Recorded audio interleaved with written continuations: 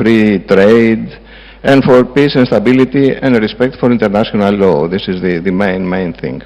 Basically, again, I come back to this point. You mentioned the I2U2. India is again part of that alliance, along with the United Arab Emirates, along with the United States and Israel, of course.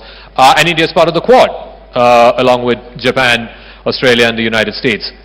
India is now becoming part of all of these smaller groupings. Why is that? Is it that India is being quoted by everyone, or is it for the maritime prowess, or what is it?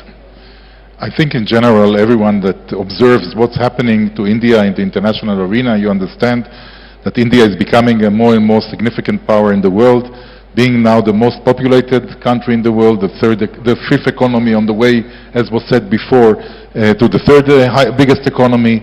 G20 brought a lot, I think, of acknowledgement.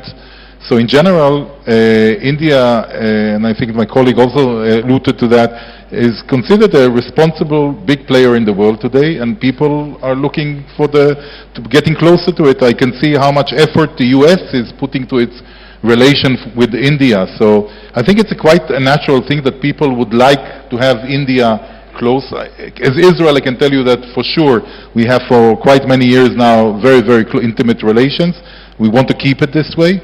And for us, in any forum that we are together with India, we feel that we are together with allies. And this is very important to us.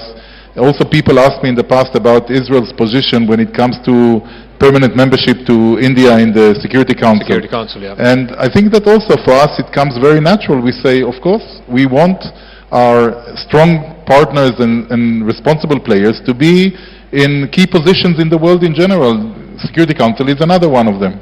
But you don't think in this, and I asked this to Ambassador Astuto, you don't see in this arc of great power competition that's happening primarily between the US and China, countries are being forced to take sides? And how do these smaller groupings then navigate that great power competition?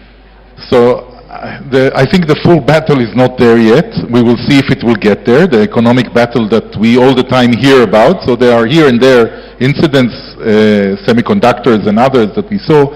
But I think countries will choose where they want to be if they want to be. It's a free world. Everyone will hedge its bets where it's the right place to position himself, especially the bigger countries. I think no one can force anyone to do anything they don't want in our world today.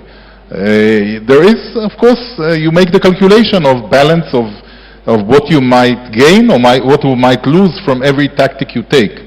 But it's up to each of us to decide where they want to find themselves. Ambassador Dimitrios, Prime Minister Modi was in your country recently, the first Indian Prime Minister in I think 40 years to be there.